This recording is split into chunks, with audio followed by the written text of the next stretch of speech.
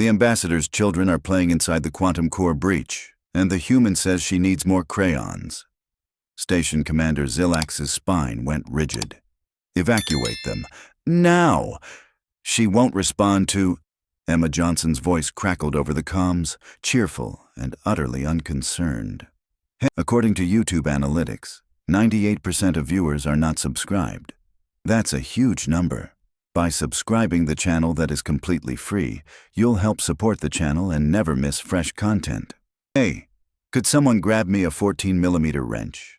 Also, these kids are adorable. Whose are they? Zilax felt his respiratory system seize. The diplomatic shuttle's quantum core had been destabilizing for the past hour. A cascade failure that would tear through the station's hull like tissue paper if it breached completely. The engine bay was flooded with enough hard radiation to liquefy organic matter in seconds. The quantum fluctuations alone should be ripping molecular bonds apart. And the human was in there, with Ambassador Lirana's children. Emma Johnson, this is Commander Zilax. You are in immediate lethal danger. Evacuate the engine compartment immediately. That is a direct order. Can't really do that, Commander. I'm kinda in the middle of something here.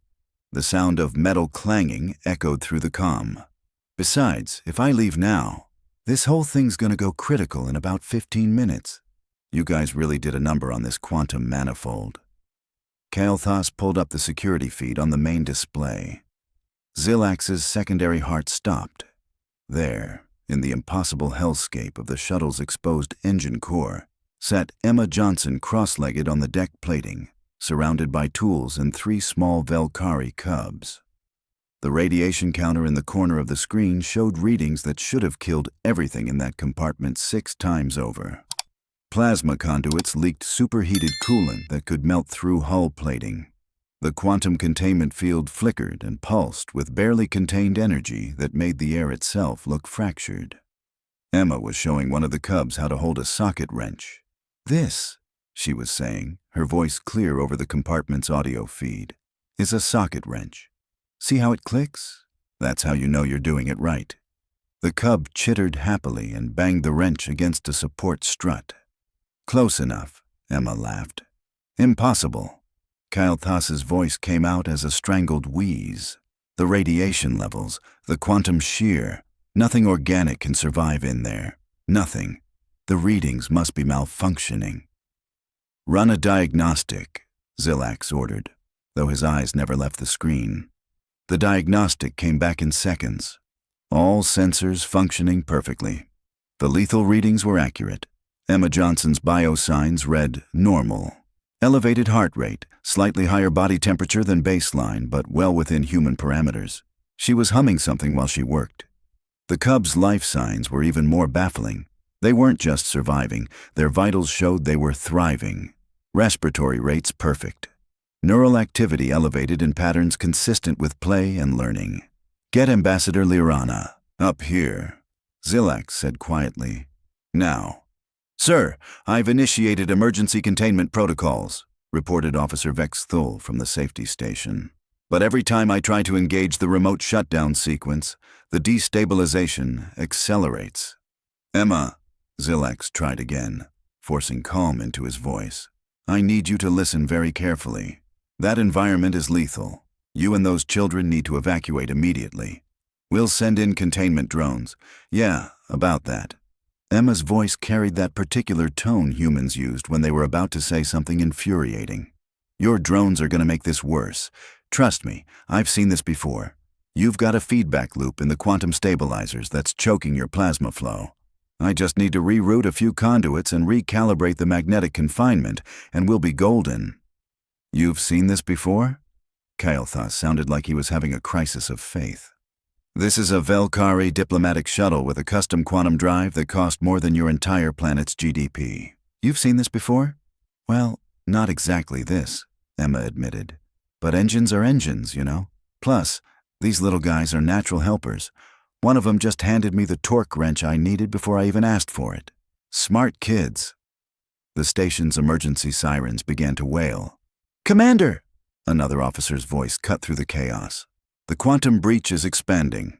At current rate, We have 18 minutes before catastrophic failure. 18 minutes until the shuttle's core tore itself apart, taking the station and everyone on it into whatever dimension quantum drives went when they failed spectacularly. On the screen, Emma patted one of the cubs on its fuzzy head and said, "Okay, buddy, can you hold this stabilizer for me? Just keep it steady right there. Perfect." The cub grabbed the component, a piece of equipment that should have been generating enough electromagnetic interference to stop a Valkyrie heart, and held it like a toy. "Someone tell me," Zilax said slowly, "why those cubs aren't dead. Someone explain to me right now why anything in that compartment is still alive." Nobody had an answer. The door to the command center burst open. Ambassador Lirana rushed in, her elaborate diplomatic robes disheveled, her crest raised in full alarm. "My children! Where are my children? I was told they were—" She caught sight of the main display and made a sound no translator could render. "No, no, no, no, they can't be. That's the shuttle bay. That's—" "Ambassador," Zilax said gently, "your cubs are alive. All three of them. They're with a human." "Alive?" Lirana's voice went shrill. "Alive? The radiation in that compartment should reduce them to organic vapor. The quantum fluctuations should tear apart their genetic structure. How are they— What is she—" On screen, Emma handed one of the cubs a small part. "Hey, sweetie, can you put this in that bin over there? The blue one." "Yeah, that one." "Thanks." The cub scurried over to organize the parts, chittering contentedly. "She's teaching them to sort tools," Kael'thas whispered. "In a lethal radiation field. She's teaching them to sort tools." "Emma." Zilax made his voice as authoritative as possible. "For the safety of those children, you must evacuate, immediately." "Commander, with respect." Emma's voice carried that dangerous patience humans used when they were about to ignore orders completely. "If I stop now, this core's going to breach. Then everybody dies. Me, the kids, you, everyone on this station. So how about you let me work, and in about 10 minutes, you'll have a perfectly functioning shuttle. Deal?" "That's not— You can't just—" Zilax looked at his crew, at the terrified ambassador, at the countdown timer showing 17 minutes until disaster.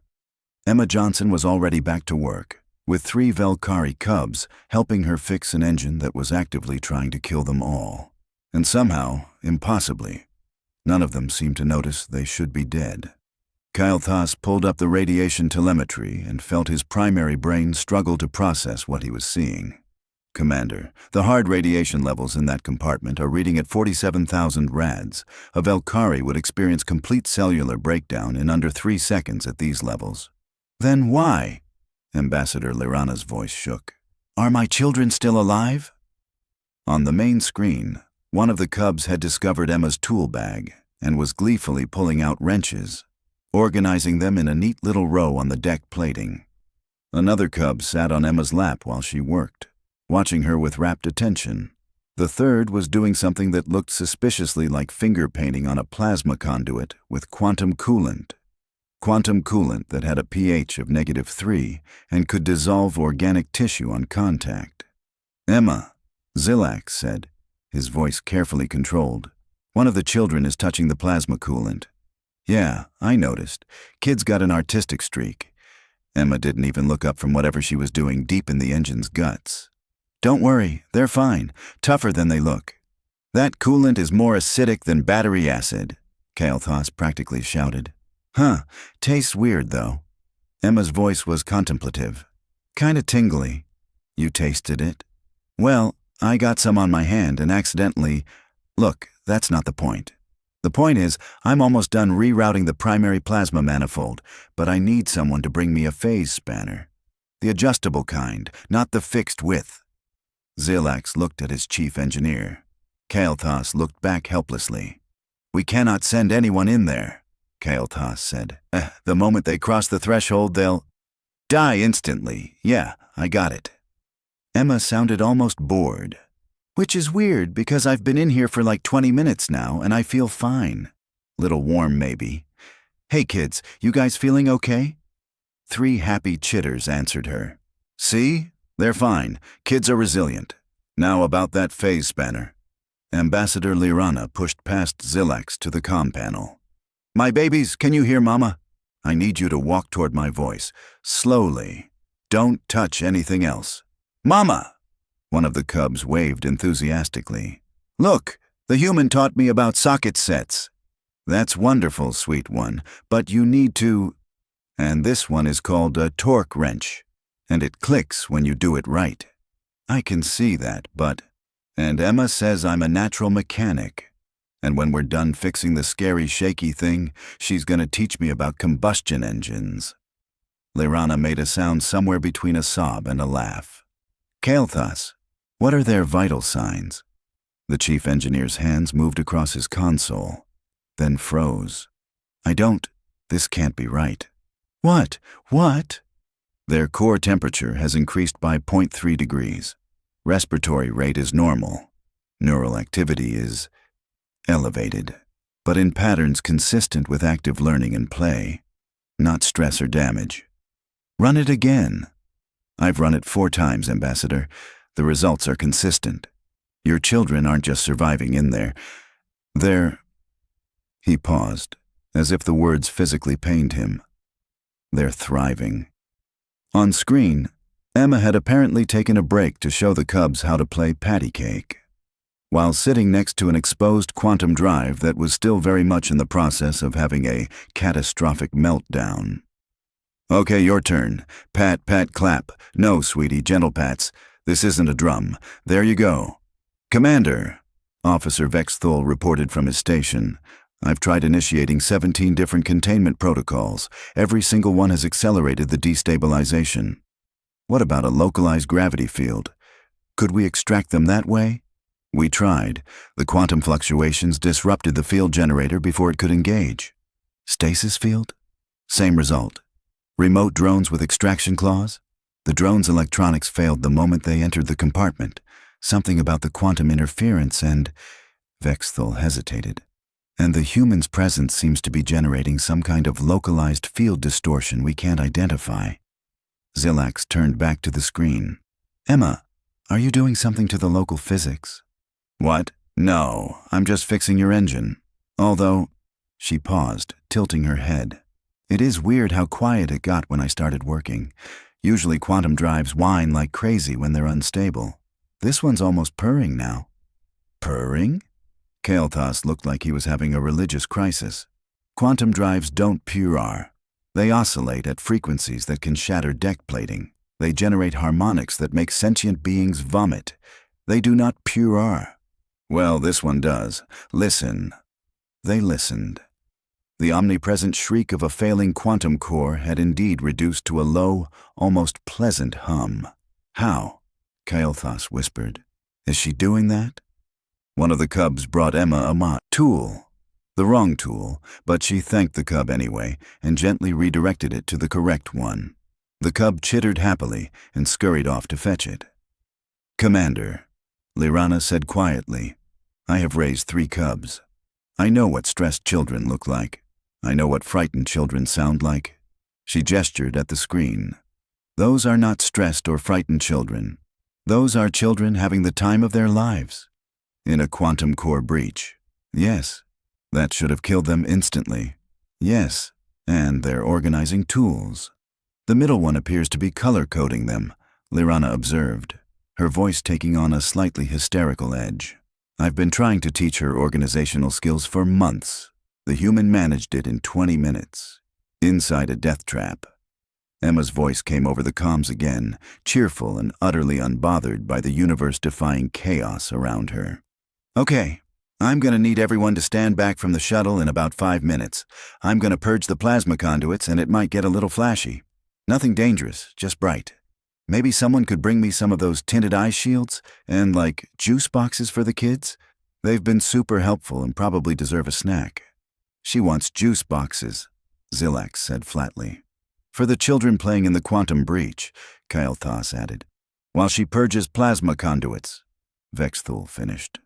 They all stared at the screen, watching a human mechanic casually perform impossible repairs while 3 Velkari cubs helped by doing things that should have killed them hundreds of times over.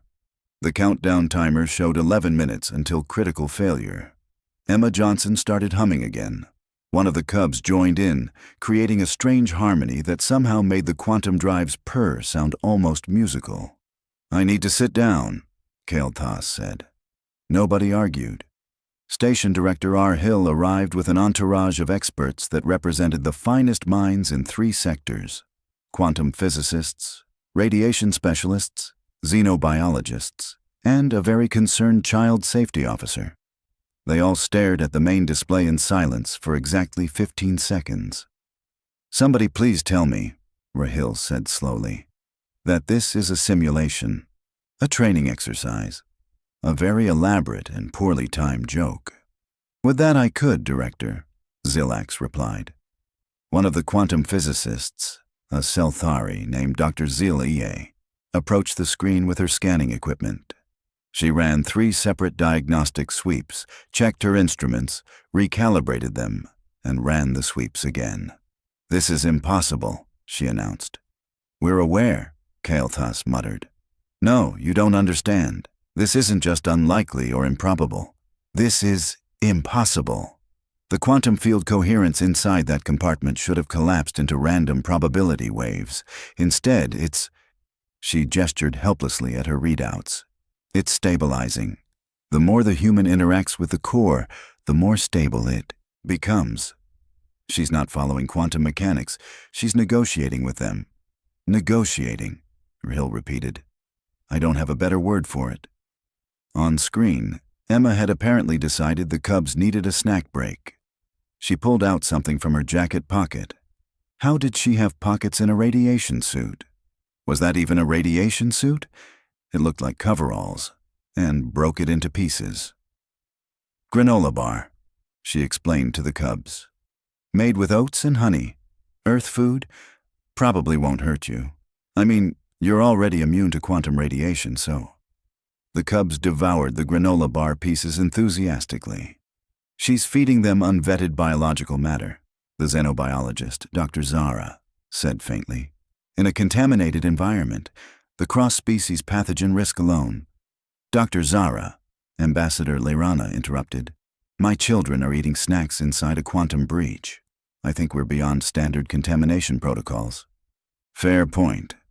The child safety officer, a nervous Pelthi named Janira, was rapidly scrolling through her datapad. "I'm trying to find any regulation that covers this scenario. Children in industrial hazard zones, yes. Children exposed to radiation, yes. Children in quantum containment failures, yes. But children playing educational games with an alien while inside an active quantum breach." She looked up, desperate. "There's no protocol for this." "Create one," R. Hill said grimly. "Call it the Emma Johnson Protocol, if you must." "Commander," Officer Vex Thul called out, "the human is about to purge the plasma conduits. She's requesting we evacuate a 50-meter radius around the shuttle bay." "Do it. Clear the area, and get me a direct line to Galactic Safety Command. They're going to want to know about this." Emma's voice came through clear and unbothered. "Okay, kids, this next part's going to be loud and bright. Cover your ears. Wait, do you guys have ears? I can't actually tell with all the fluff. Anyway, cover where your ears would be and close your eyes for a second, okay?" The cubs obediently covered their auditory organs and squeezed their eyes shut. Purging in 3, 2, 1. The plasma conduits erupted in a spectacular display of blue-white energy that should have vaporized everything within 20 meters. The blast shields on the observation ports automatically engaged, protecting the command center from the glare. When the shields retracted, Emma was standing there, dusting off her hands, completely unsinged. The cubs were jumping up and down excitedly, pointing at the fading light show. "Again! Again!" one of them chittered. "Maybe later, buddy. Okay, so the plasma flow's clear. Now I just need to recalibrate the magnetic confinement array and we're golden." Dr. Zilia's instruments were screaming. "The energy release from that purge should have breached the hull. It didn't even singe the deck plating. Where did all that energy go?" "She absorbed it," Dr. Zara said, staring at her. "Bioscanners." The human absorbed ambient plasma energy. Her body temperature increased by 0.7 degrees for approximately 4 seconds, then returned to baseline. She converted lethal energy into body heat and dissipated it. Humans don't work that way. Apparently, they do. Kael'thas pulled up a historical database. I'm searching for any record of humans performing repairs in extreme environments. There are numerous incidents. Humans fixing life support during explosive decompression. Humans repairing reactors during meltdowns. Humans conducting spacewalks in solar flares because the schedule couldn't wait. He looked up, his expression somewhere between awe and horror. There's an entire category in the maintenance database labeled Human-Performed Miracles. How did I not know about this? Rahil demanded. Because humans don't think it's miraculous. They call it getting the job done. Emma's voice interrupted their existential crisis. Hey, quick question. Your magnetic confinement array is set up backwards. Like, completely backwards. Who designed this thing? That drive was engineered by the finest quantum specialists in the Velkari Empire. Ambassador Lirana said, her crest raised in indignation. It took 15 years to develop and cost. Yeah, it's backwards.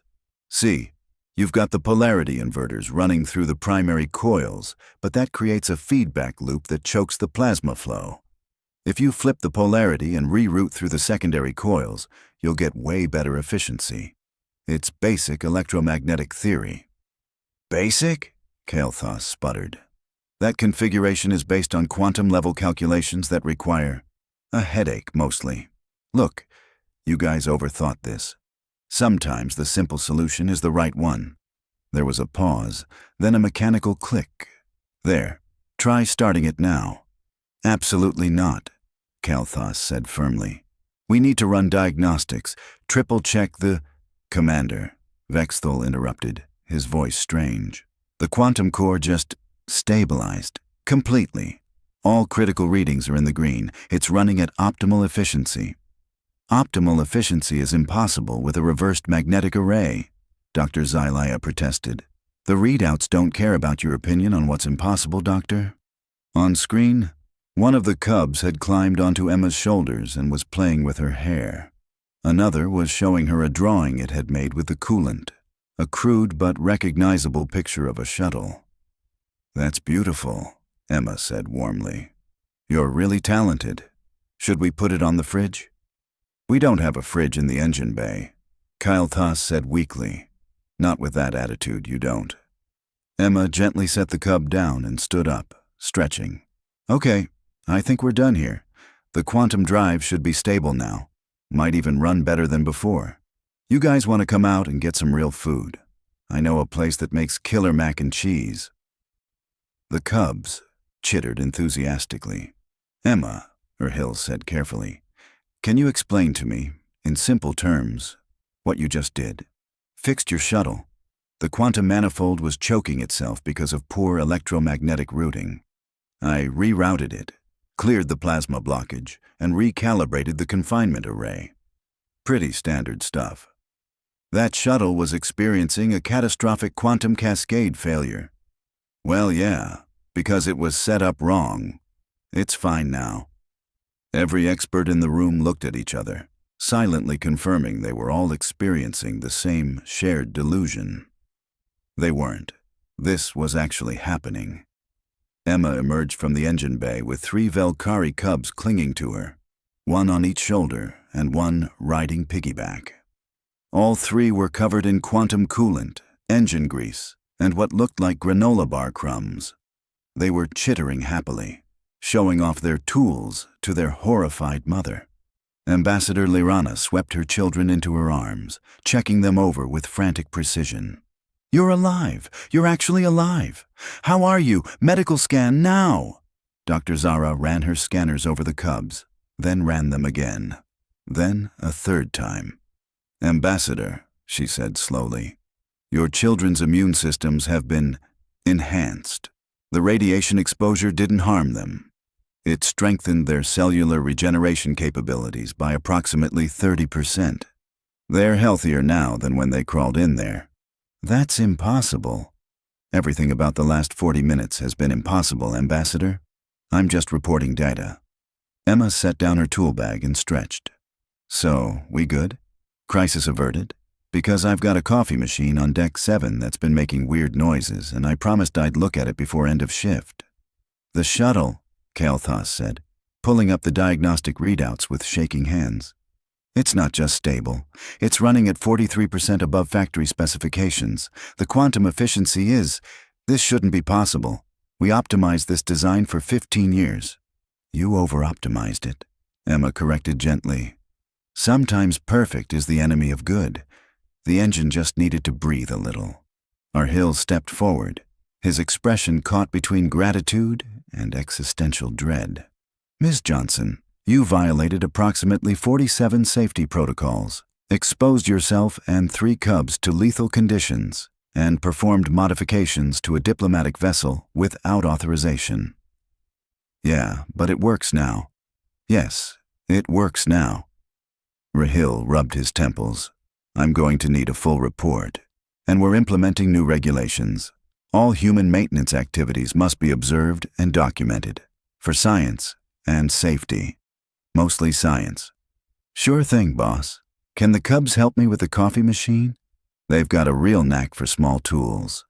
The cubs chittered enthusiastically, waving their socket wrenches, actually just regular wrenches, in the air.